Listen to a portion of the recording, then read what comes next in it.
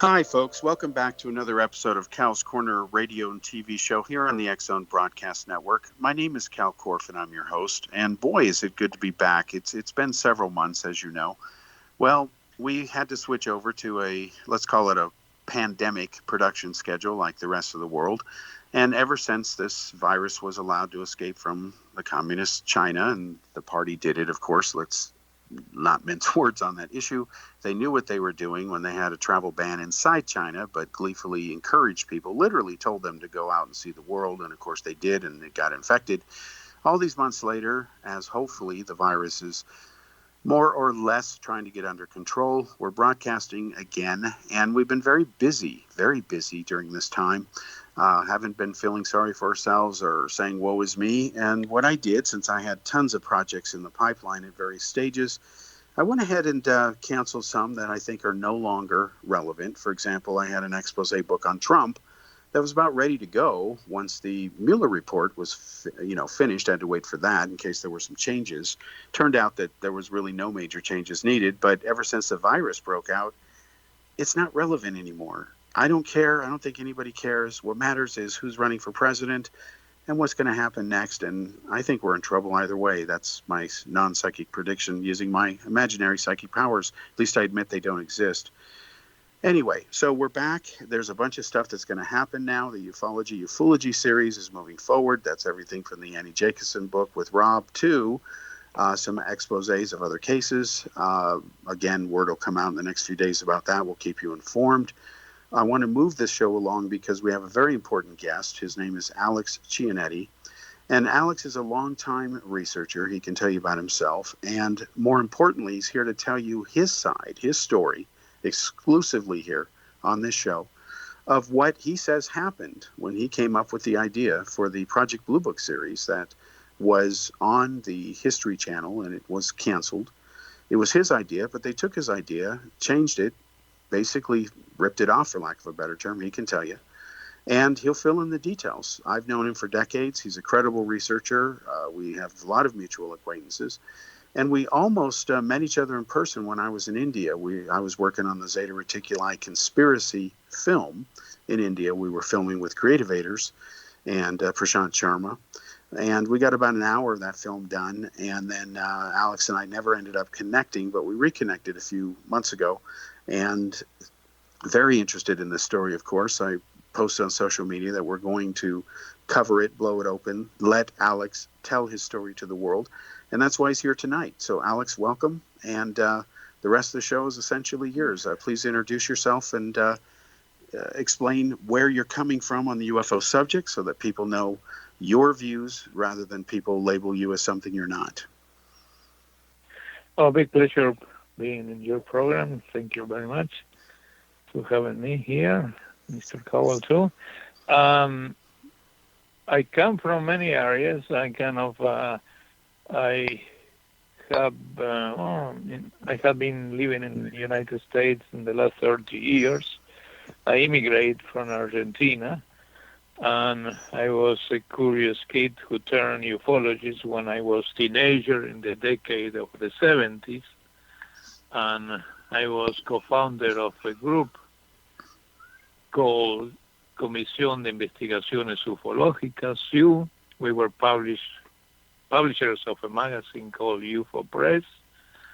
And we invite Dr. Hynek in the late 70s, the beginning of the 80s, as we have a correspondence between our group and the QFOS.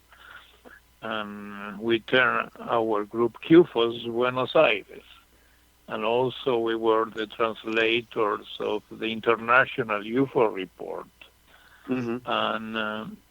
And our group was different of the other groups. We were trying to be the most scientific possible. And in that UFO flap of the 1977, 78, that was my fire baptism when I was kind of interested in natural science and evolution theory. I was going to be a naturalist, but I didn't. But I focused in field research, and I was kind of coming from the space age, all the kids we want to go to the space.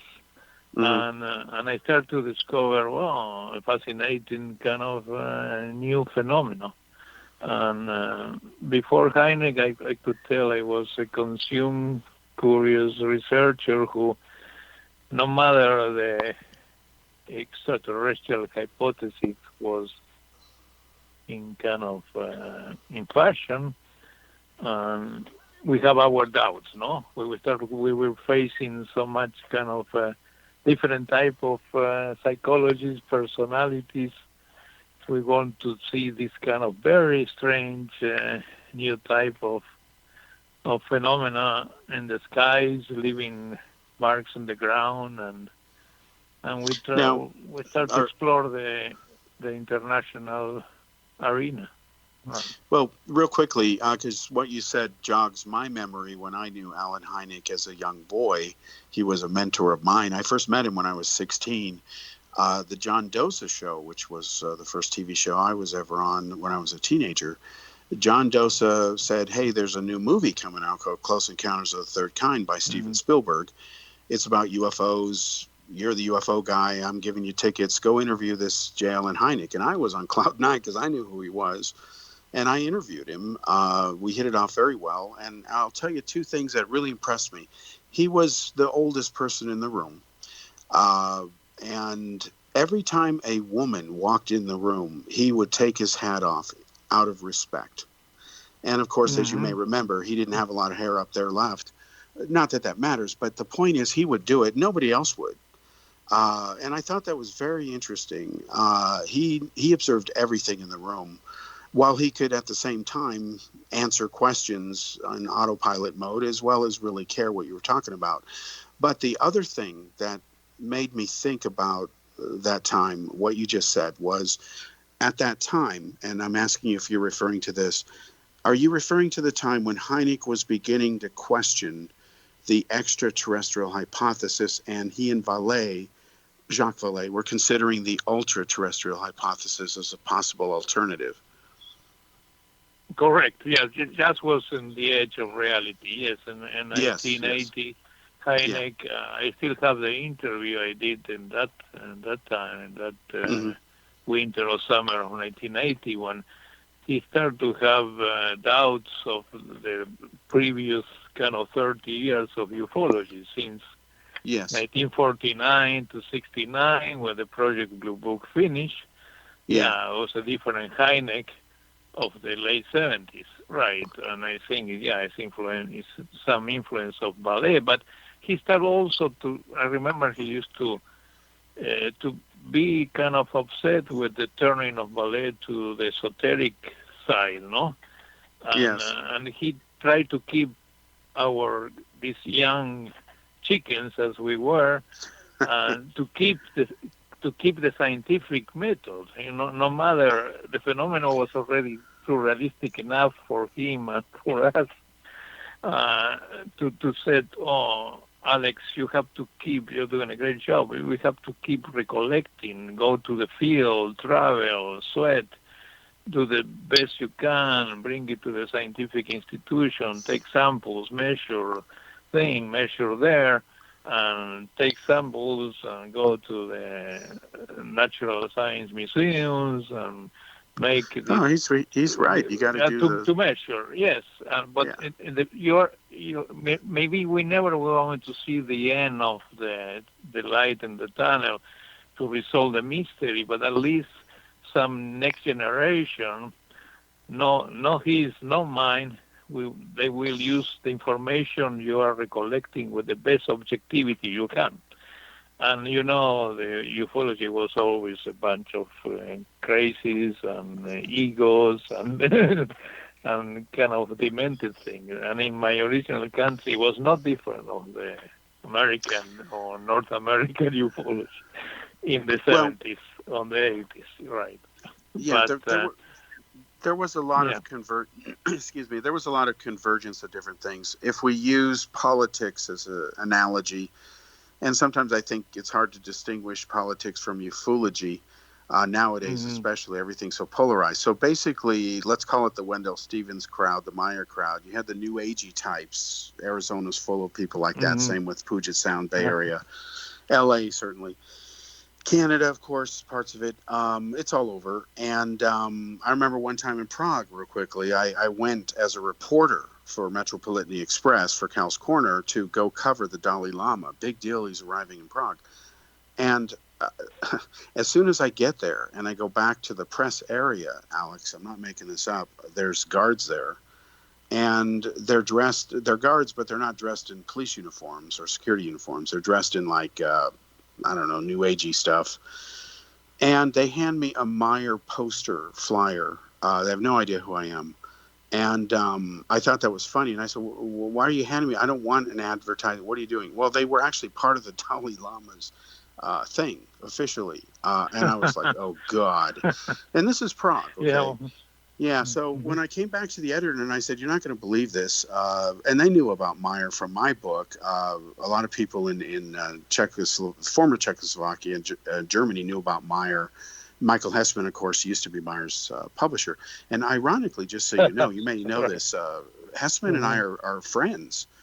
We used to not be. He used to hate my guts, but he's a hardcore Catholic now. He doesn't buy the Meyer thing, and Yes, we're I know. friends. I know. I You am a know, friend too. Yes, I yeah, am a it's a friend miracle. with It's like Trump her says, it's a husband. Yes. miracle.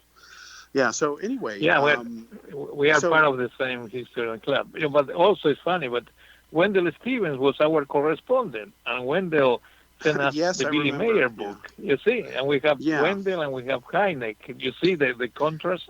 But Yes, I do. Heineck Yes, I do. select us. Yeah. Hmm. But I'll tell you what. This is when I talked to Heineck about the. See, you said again something that jogged my memory because I had the same problem you did. Valet, of course, lived in the Bay Area. Heineck, of course, lived back east. I'm in the Bay Area. I'm a kid. And I just thought the Valet thing was just too overblown. I don't, oh, he's French. I don't care. Who cares? So, okay, so Valet Hmm. is championing this subconscious Jungian whatever thing to explain it all. My question to Heineck was, okay, if you're going to accept as possibly being real these abduction cases, any alien report, whether this thing stands on the road and poses or abducts people and gives them an anal probe, whatever, you need to explain how the hell they got here, Mr. Astronomer. And of course, that's the big question. How what could they get here using our understanding of physics? You can't. You'd be long dead, assuming they even lived a long time. We don't know. And he was stumped by that. And Valet was like, oh, it must be some interdimensional whatever. And of course, that's where Heineck had a problem reconciling Hmm. this because he ends up endorsing cases like the Hickson abduction, which Calvin Parker. I've never been convinced by that, but he endorsed it, and I always felt that was a bit of political pressure. Yes. Yeah. Yeah, Yeah. He yeah, endorsed Travis Walton and Parker, and in many cases, yeah, we have doubts today, no? But yeah, yeah, Heineck had the influence of the hyperspace, and he used to always do the comparison with the deck of cards and the yeah. space, no? He repeat the cat and the deck of cards, but we were very young in that time, and he was kind of a mentor, was a figure. We're not too much figures. I remember when I arrived to this country, I chased Carl Sagan Mm-hmm. in the Harvard Gardens when I was studying in MIT Oh, in internship. And Sagan said, he stopped, he turned, and I said, well, don't follow me. He said, if you, and I mentioned Heine. He said, well, you are with Heine, you believe in UFOs. End of the question. I'm not going to give you an interview.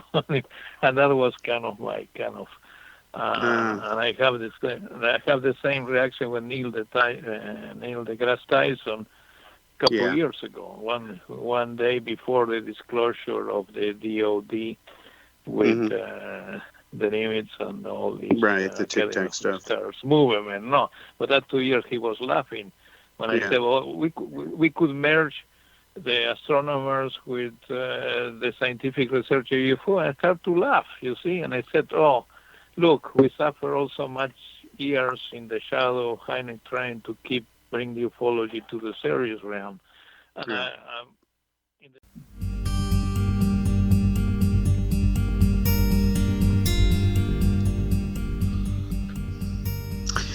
Welcome back to the second segment here on Cal's Corner Radio and TV show. My name is Kal Korff, and I'm your host. The executive producer of the show is, of course, the one and only Rob McConnell. Boy, I like these new bumpers. I'm going to have to ask Rob what they are. I like the guitar in there. Okay. I'm sorry I was talking over Alex, had to cut in for our all-important commercial break. So I'll ask Alex to pick up where you had left off there the last maybe 30 seconds. But before you do that, again, we were talking, folks, about an issue. Alex had brought it up. It jogged a memory of mine because Alex and I know a lot of people, common friends. We've known of each other for years and, of course, respect each other's work. We both knew Alan Hynek, and I had conversations with Hynek about the inherent conflicts with the idea of embracing reports of humanoids and aliens and creatures and abductions, and A Close Encounter of the Third Kind means aliens, according to Hynek. And, of course, I was first schooled by Friedman, who was a nuts and bolts guy, and he used to criticize the ultra-terrestrial hypothesis. He thought it was fantasy. For him, it was G-forces. That was it. Friedman's very linear in his thinking. So as a young kid growing up, I had to try to reconcile all this. I could not, because it can't be. It's the way science works. So, Alex, continue what you were saying about Hynek. And then when you're done with that point, I want you to switch to why that's relevant today, especially since now, decades later, we have a young generation who only knows what the History Channel tells them about Project Blue Book. And for all they know, Hynek's wife was a lesbian and he investigated Roswell. What the hell? Oh, yeah, that was very offensive. But, yeah, 1978 was very important for all our generation. But, of course, Steven Spielberg created Close Encounter of the Third Kind. Hynek was consultant. Yes. Yeah, Zemeckis was there in the set as a young filmmaker too, and Spielberg was not going to kind of pay one dime to Hynek when David Jacobs discovered a billboard in Philadelphia, and he called Alan and said, "Look, they're announcing the movie with your creation, Alan, with your Close Encounter of the Third Kind." Oh my God. And he contacted them. Finally, he started to negotiate. They're not going to use Hynek at all. That is a story nobody kind of write about. But I know all the details, and I didn't want to be a biographer of Hynek, but I want to perpetuate his memory. That is, for years I tried to do kind of a series based in the times of the Project Blue Book, which is a great historical and scientific time for ufology, and the Air Force and aerospace, kind of right, and of course, we are in the run for space. Yes, glorious time. Yes, and for me it was great, and also I had been another project my lifetime. A project connected with Neil Armstrong and his exploration in South America. But that is another story of the Tajos case. We could talk in another opportunity. But coming back to that time is, yes, media and film was kind of a goal for me, and that connection with Spielberg, Hynek really was very interesting to see how documentary and film were kind of trying to understand the phenomena. But always the understanding was a very big cliche, and the pushing of the science fiction on the fiction and the science. Again, the fiction was the subject. We have the condemnation and the last result and the last resort in this series. But coming back to my involvement, there are many years in between, but I could tell one of my friends and mentor was the right-hand publicist, the senior publicist for Steven Spielberg, Marvin Levy. And for years, I was telling Marvin, his first movie as a publicist was Close Encounter of the Third Kind. And he's still with the Spielberg, kind of almost 50 years in the right to the God, and but no matter my friendship with Marvin, he never really have the power to help me to bring it. I brought it to Amblin Partners, and they knew they didn't care about that. Well, what I brought? I developed this series 10 years ago, but I continue presenting to the networks, to the television companies, mainly to history for several years. And in 2016, I went to this convention with all the producers. And I work in the industry. Since I immigrate, I work in film distribution and programming. I produce 3 feature films, and I used to work as programming acquisition for foreign and things. But and more or less 15 years ago, I changed. I said, well, I'm going to produce more reality, kind of non-fiction. I like more exploration and things. I'm going to live for a brief period of time the fiction, and now you call scripted and non-scripted, no? Scripted is screenplays, non-scripted is the television shows as Discovery Channel, National Geographic. Yeah, so-called reality TV. Then there's documentaries, edutainment. Right. The lines get blurred. Yeah. Yeah, and I presented for several times. I was consultant for previous shows as the UFO Hunters. Well, I have a good experience in that show, and I was also consultant producer for Ancient Aliens in the first seasons and the pilot. And never was easy. I could tell you history never was easy. And the independent companies, they don't respect researchers, and they don't want to pay. They want to pay you coins for your work. And many people kind of, they push them to advertise their books, and that is the reason they have so much free kind of talking heads. And but my dream was bringing the story of Hynek and Blue Book to television, mostly doing a biography. And I developed this story, and I assumed his son, Joel Hynek, and Dr. Hynek introduced me to him when he was a special effect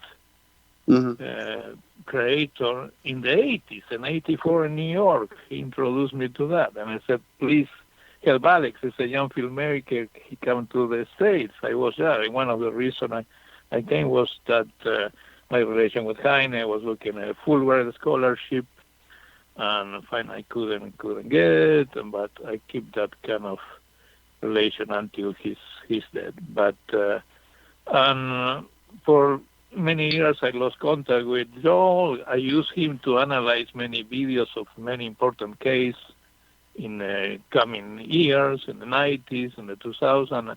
But kind of not many years ago, I developed this series based on the father and the prodigal. Let's do a series doing a reenactment of the cases and using the new technologies to analyze the films, as the Tremonton and the thing, and make a comparison between the historical period and the new times. Okay, we were going to mix parallel lines of reviewing all the cases of Blue Book, not all the cases, but all the more important ones, and mixing with the new ones. And my series was also based in the files of QFOS, no?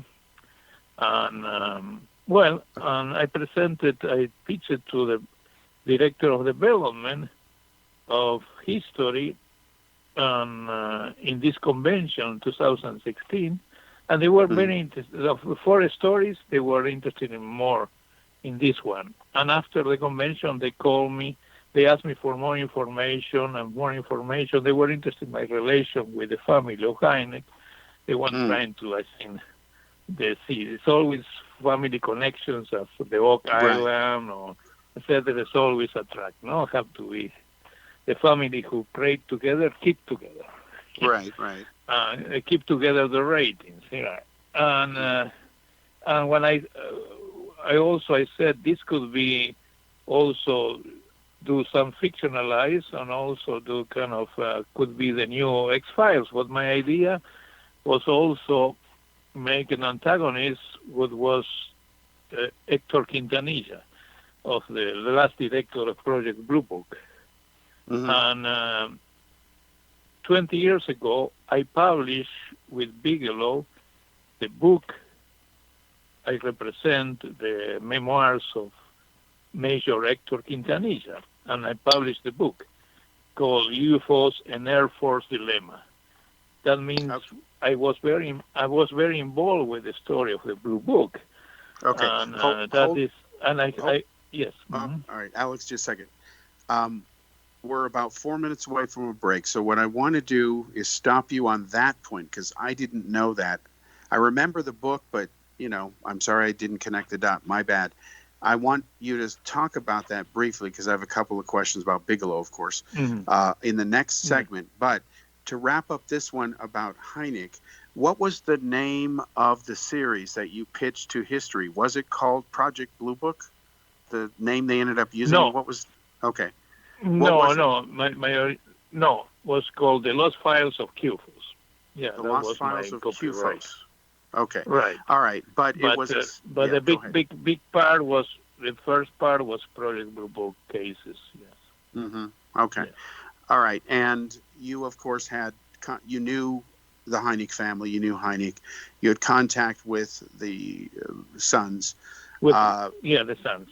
Yeah, and I brought the project to the son, and the son was going to be one of the hosts, and was going to also be kind of the technical consultant of the series, talking about his father and about the life, and also about the cases of the father and the cases we were going to investigate together. No, mostly to the video analysis. No.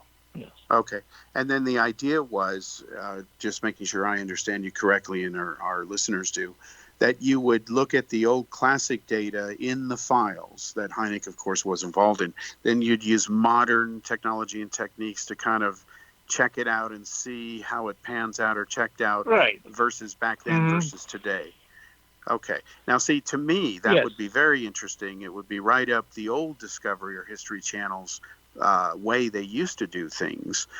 Nowadays, if you'd swear Vikings were real the way that they do it, it's ridiculous. I mean, I love the show Vikings. It's a good fictionalization, but come on, it's just, but anyway, it's too bad it's done that. Extraterrestrial Vikings. Yeah. I mean, Hulu is going to be pushing Stephen Greer shortly in a documentary. It's bad enough Netflix essentially conned people with the Lazar thing, which is going down later in a few months. But anyway, these networks have sold out. And as you know, which I want you to talk about a little later, because you even know more than I do about this. I only know the problems other producers have had that you and I both know. You and I both know Bob Kiviat, for example, because only a few companies now own 90% of the media. They don't want the truth coming out because it might blow their planned series for the Alien Highway or something, even though it's BS. So they want to wait a few years till they can milk it and syndicate it and make money, and then say, "Oh yeah, it wasn't real," but And you're right. We cannot kill the myth of UFO as a religion too. Look the successful of Ancient Aliens and how they lie to the teeth. Yeah, they lie to the teeth. And I have a conflict with that series too. But I was trying to go deep and do good research, and the producer said, "If you want to go deep, go to write books." And I said, "Well, it's what I am doing now." I tell to the producer. But that's just infuriating arrogance, because TV is a very powerful medium. All right, we'll come back after the commercial break with Alex Chionetti.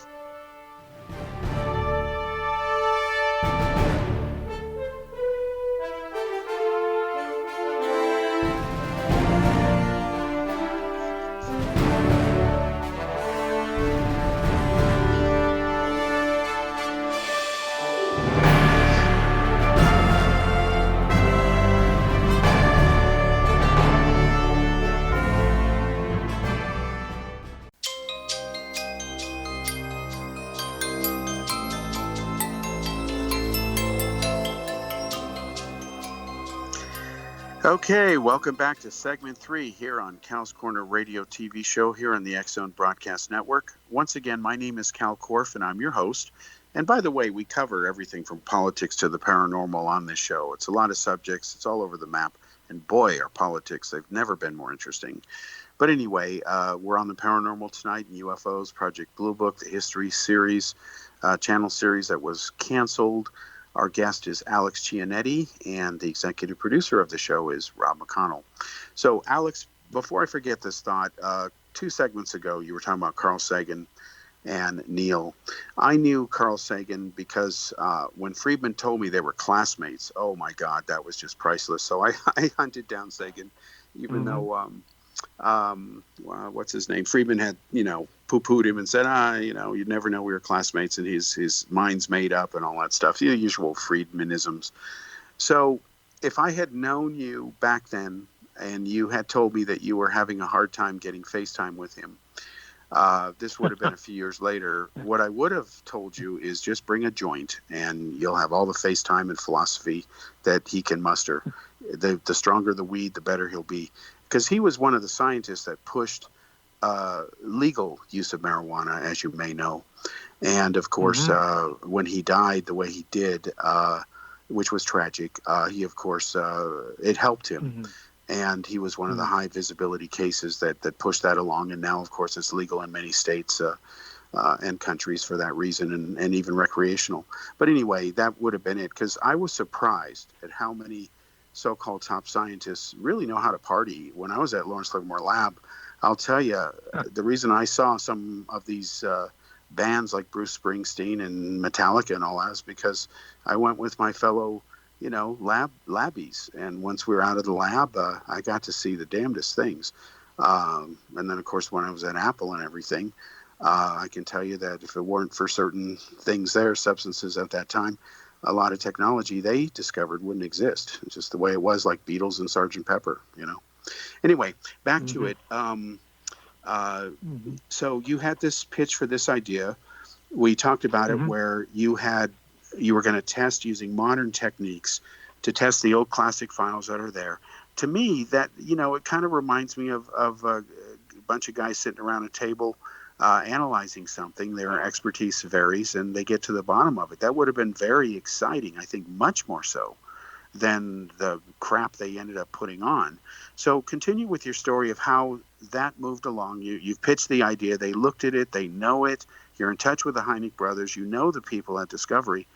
And then what happens? What went wrong? No, history, no discovery. History, I'm sorry. Yeah, no, I was client. No, I continue talking with the head of development producing.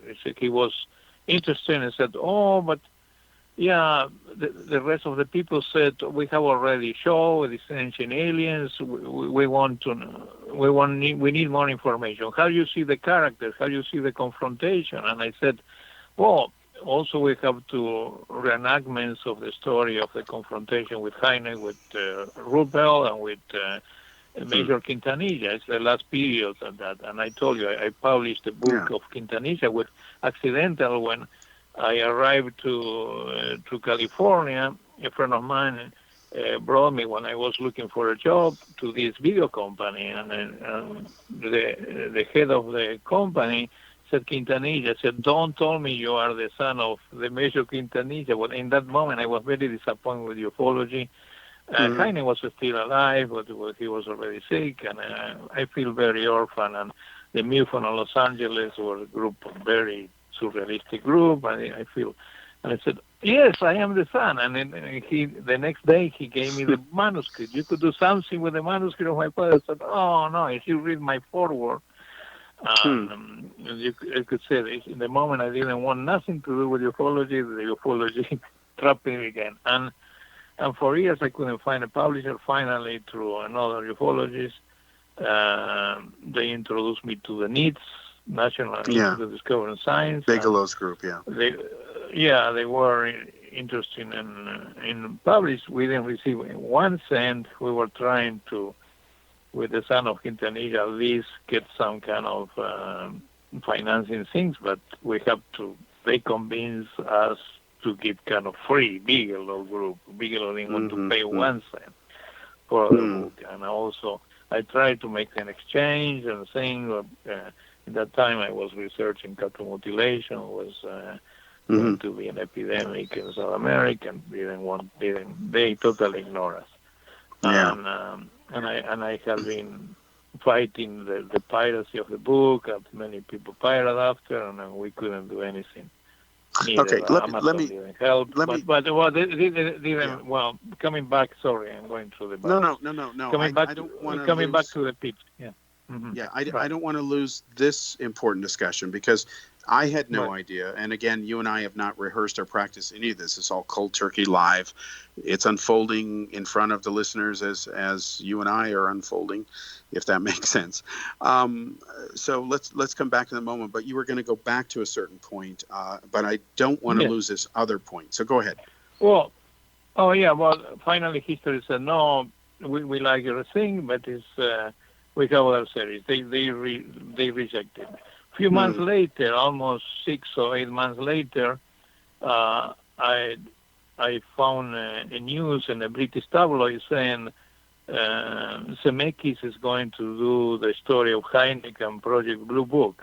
And I called Joel Hynek, the other son of. I said, "Oh, I don't know anything about this, Alex, but me and Paul, my brother, we are not going to do any legal action.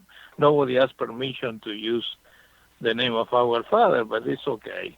And I have another conversation. I said, "Well, Joel, this is what happened. It's your project, Alex. It's very similar to your project." And weeks passed, and I said, "What we are going to do?" "Oh, sorry, Alex, I cannot talk. We make a deal with history, me and my brother, and we are being a consultant. That means I cannot work in your project. I cannot mention my father. I cannot mention Project Blue Book." I said, he totally leave me alone, you see? And, wow. But he said before, it's identical to your project. And the funny thing is, I discovered the writer O'Leary didn't have any clue about ufology. And it's my idea said the Bellman people from New York brought it to the company, some kind of showrunner who brought it to Zemeckis. I didn't present it to him, but it was intern. And I couldn't get an evidence until I was trying to back to history to work another project I developed about Christopher Columbus. And I finally get this executive producer of the fiction side, the scripted side, called Arthur Arterian, who was the executive producer of Blue Book. And I explained the situation. I said, "Oh, but you didn't bring us to the Bible." I said, "No, I didn't bring the Bible, but I brought the concept." And I explained this relation with the Quintanilla story. I said, "Oh, yeah, but maybe you could be consultant. In the third season, it's going to be the appearance of the last director of the Blue Book." That was BS. But he told me very interesting things. The executive development director who brought the project, he was working also in the fiction division, in the scripted one, and he produced with him another horrible series about the Knight Templars.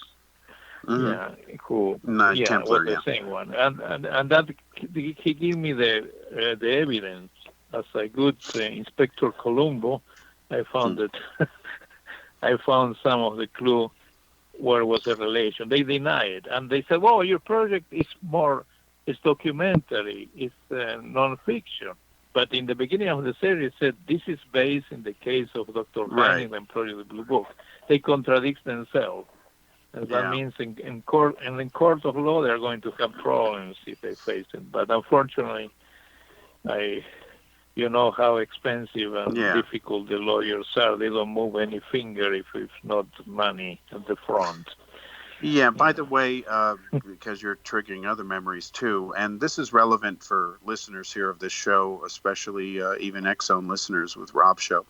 As you know, Rob McConnell was kind enough to broadcast and make sure that the story was broken about Bob Kvyat's lawsuit against Pandolfi and Mm-hmm. Joe Firmage and all that. Well, during the pandemic, Kvyat won 2 more rounds in the lawsuit. It's proceeding, but the pandemic has stretched the timeline. So bottom line is, even with the stuff that I was working on quietly with feeding stuff to the SEC investigators over TTSA, that's all like, well, we don't know now because of the pandemic. So Kvyat stuff is proceeding because it was already on the way, but then the virus delayed it. And then, of course, the TTSA, I have no idea what's going to happen until next year on that. In your case, even trying to get something to get a driver's license renewed and extended now is a pain because of the pandemic. You know, there's automatic extensions. Yeah, all the courts are closed. Yeah, right. And of course, so the bad guys are going to milk that and use it to their advantage.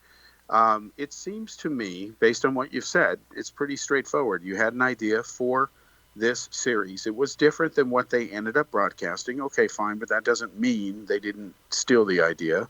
You were in touch with the parties that end up being part of the show. They admit to you before they suddenly quit talking to you, after they closed a deal with them where it made them shut up and they got money for it. So to me, it's as bad, Alex, as, you know, the old Hollywood movies. Remember the scene in The Godfather where, you know, they got the witness in ready to talk, and all of a sudden he's like, no. And then all of a sudden, you know, he's not talking. He doesn't remember whatever. And then, of course, the whole case drops. So, you know, right. for them to do what they did, meaning they're like, yeah, you're right. Looks like they, you know, took it to you or ripped you off, whatever. And then they cut a deal with them and take money and then say, well, I can't talk to you now because I'm on their payroll. Right. That's just really bad. It's, you know, and that's why I wanted you to come on the show and tell your story. Yeah, George Hynek, George Hynek said, yeah, this is your project. It's your project, Alex. And I always remember. And I said, I shared that with the lawyers, right? Mm-hmm. What he said, that gave me the proof. And the second, I discovered for myself through my research the relation between the people I pitched and the final destination, right? Who was from are you going non-scripted to scripted, right? Yeah. No, are you going to write up something that people can buy or read that tells this story, or is this show going to be the only time that you really speak up? I know you've said stuff here and there online, but we talked about coming on here, telling your story, unscripted, unedited, you know, as it happened, your whole story. Are you going to now release something in writing and take it to the next level? You're going to have journalists contact these guys, if they're even around anymore, and say, hey, what about this? Because I know, for example, I'm going to, unless he keeps ducking me, have a tango with Bryce Zabel over the Hill movie coming out, because it's a fraud moving forward. And I've warned him. I've told him. And I'm going public with these things. Hey, it's right here. You need to look through the telescope. Okay? You know, not you. I know. I see. Go ahead. It's terrible to see documentaries about Bob Lazar, for example, Netflix. Or the other guy, what was his name? The guy who he have Romanek. That horrible story. Stan. How they could be financing that documentary in crackpots, no?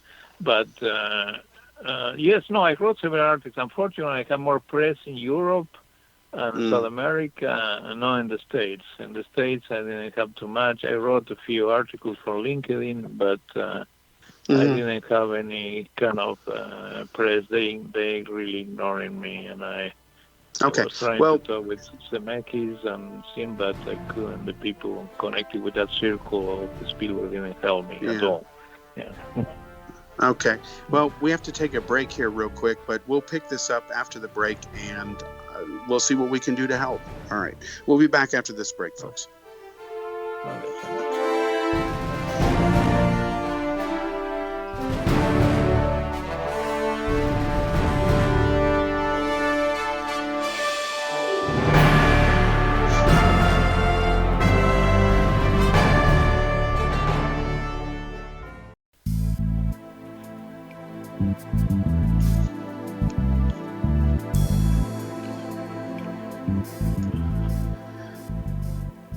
Welcome back to the fourth and final segment here on Cal's Corner radio and TV show on the X-Zone Broadcast Network. Once again, my name is Kal Korff, and I'm your host, of course.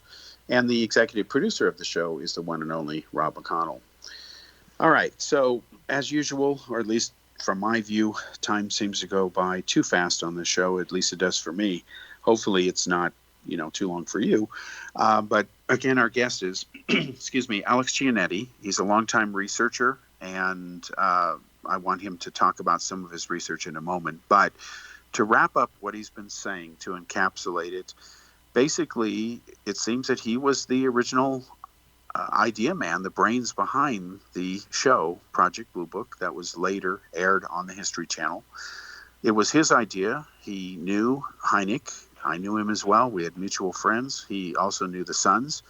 They said, this is your project, basically. And then after those Sons cut a deal with the network, they wouldn't talk to him, said they couldn't.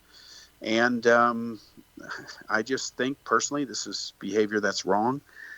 I will tell you, in my own independent dealings with some of these networks, this is working also in putting together literal presentations and other decks and things like that these network guys do read. I do work on them and prepare them with other producers. I won't mention them because they're clients and friends. And, of course, I've got all this stuff. Rob knows about some of this. And the message that keeps coming back to me as a longtime TV guy, and I've been on Discovery and all major networks in the past, they're very different today. CNN is not like it used to be. It used to be credible. In my opinion, it's a left-wing mouthpiece now. And then History Channel, my God, it's fake History Channel. Discovery Channel is like, keep hunting ghosts. You're never going to find them. So, it's ridiculous. So they're telling me through other people that they will not air these exposés of the Tic Tacs and prove their U.S. government technology until these other shows run their course first. So it's completely ridiculous. In your case, they seem to just have ripped it off. I was glad the show was canceled. So switching back to... Me too. Switching back, I think it did the public a service. Thinking back to, and again, I didn't know about the Quintanilla connection. That is amazing, fascinating. May I ask, you're trying to stop the piracy of the book.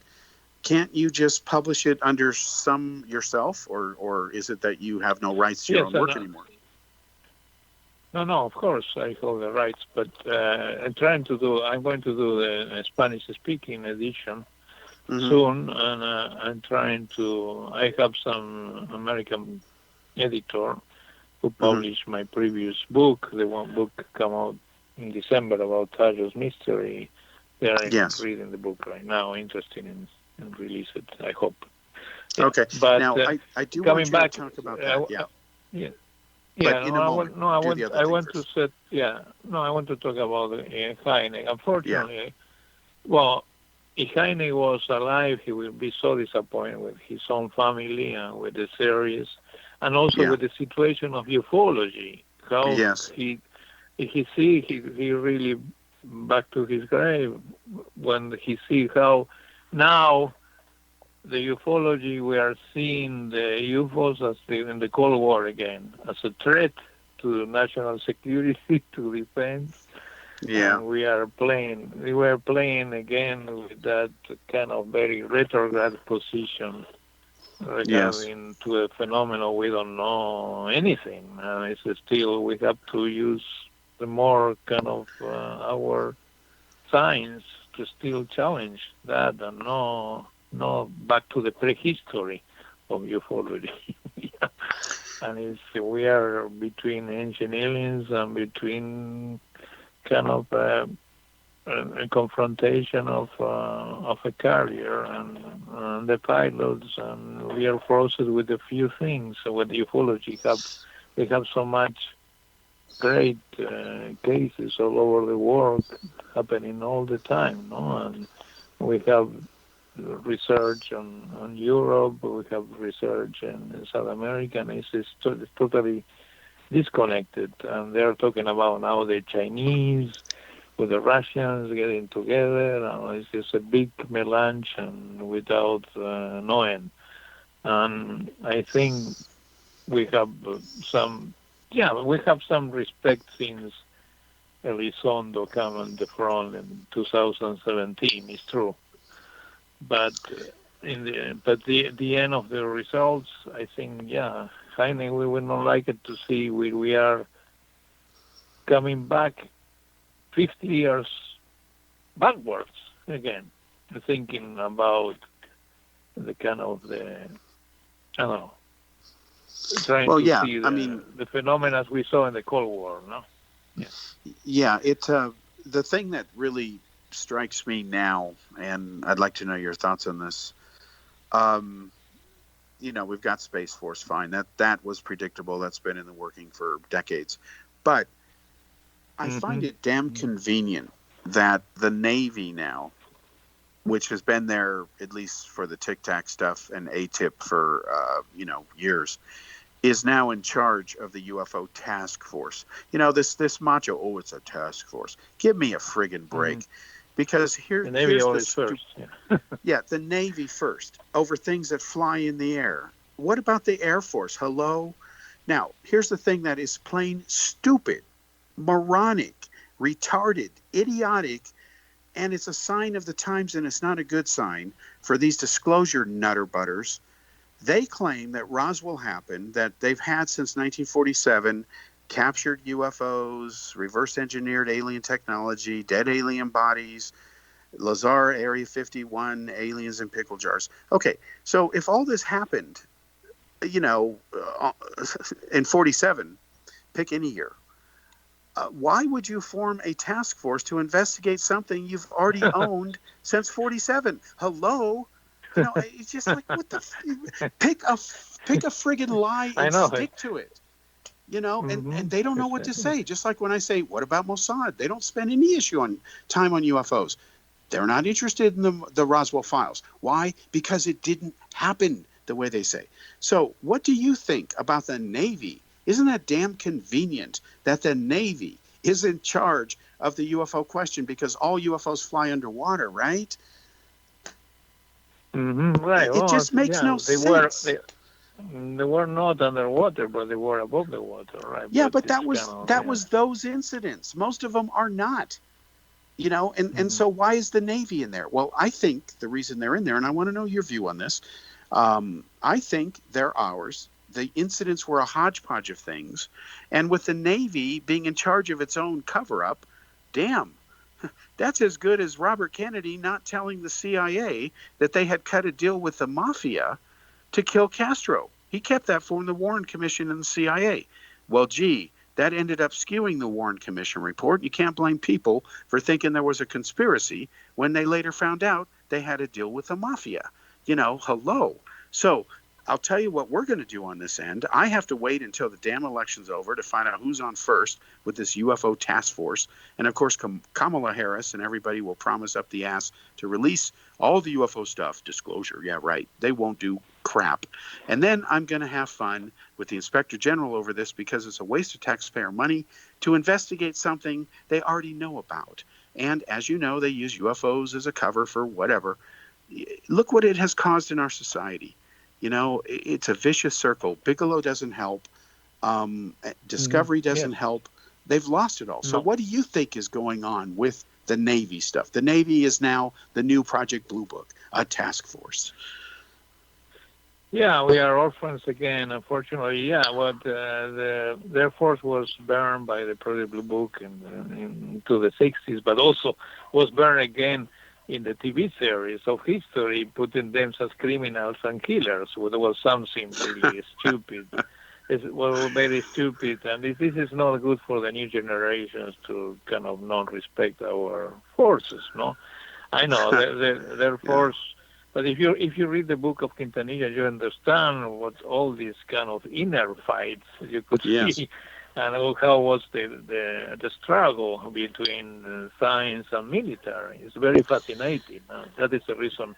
If that series, that is I'm very frustrated. I couldn't make it. For me as a personal, I have been kind of crying for all these 3 years. No, I said that the opportunity is waste where you have to deal with these stupid, moronic executives who are running television, and the people in development are the more ignorant you could find. They don't know their own history, and they don't respect our own history. That is. No. But coming back to what the Navy war, I think is, as the Navy was part of the Nimitz and the sightings and the water, and they were kind of they're on the forerunning against the Army or the DOD, no? And yeah, it's a kind of I think it's the connection. I don't know, but I don't know. In other countries, the Navy has been doing good research and doing. They used to be very interesting since for example, the sightings in the Antarctic in '65 that opened the files in Argentina and Chile and other countries in South America, where there was a massive sighting, no? And this was also kind of a massive sighting with a lot of people who went out of the closet, no? They are very courageous, all these guys, no, of the Nimitz, and they create all this pressure, no? Yeah.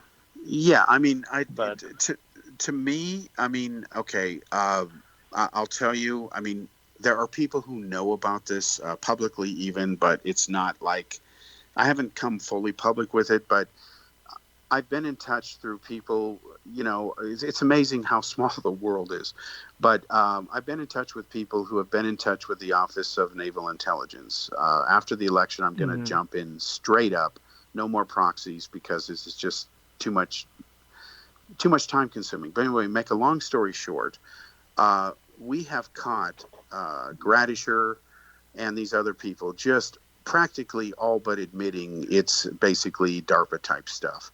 And what bothers me is what I said in the Discovery Channel documentary, Secrets of Area 51, revealed years ago in the late 1990s when I was at Boeing, because I was dealing with this. I was half Matrix 2 Defense and Space, and they're using UFOs as a cover story, just like when they admitted they painted the SR-71 silver and flew it and buzzed pilots and caused these sightings that are contaminating Blue Book as a cover for spy flights over Cuba.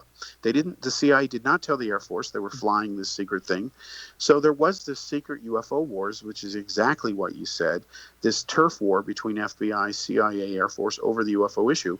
And now the Navy, when they reboot 2.0, whatever number you want to call it, they're now in charge of everything, and it's damn convenient because the U.S. warfare doctrine literally calls, as you may know, from fighting a war from the depths of the Marianas Trench up to space.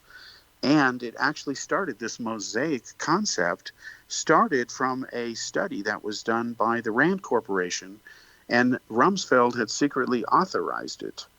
And, you know, these are pieces of all that to where you can interchange these things. And, of course, Russia and China are working on hypersonic stuff, and they're basically fast-flying tubes, you know?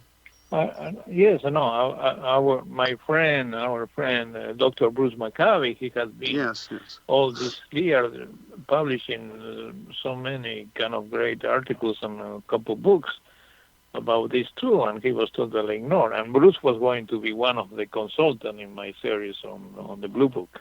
He was going to be one of the third party. Well, Bruce has agreed. Bruce has agreed real quickly to be on our team coming up. We're doing a reanalysis of the Trent photos to solve it definitively.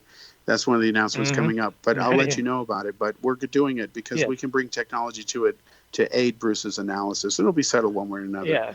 But Alex, is there anything you want to? In that case. Yeah. No. So he's agreed, and a longtime friend, like you know, and God bless him. Great. Alex, we got to wrap up here. But is there anything you want to say real quickly? We've got about 20 seconds. Sorry about that. Right. No, it's thank you to having me, giving this opportunity. Yes, I will write more the story, the true story. Okay, then let's make sure it gets out. Let's make sure it gets out, and we'll help you going forward. Okay. Yes. And keep all right. Thank you, Alex. Guys. Yes, definitely. To you and to Rob. Yeah. Okay. Thank you. All right. Join us next week for another episode of Kal's Corner. Thank you, Alex. Take care. Bye-bye.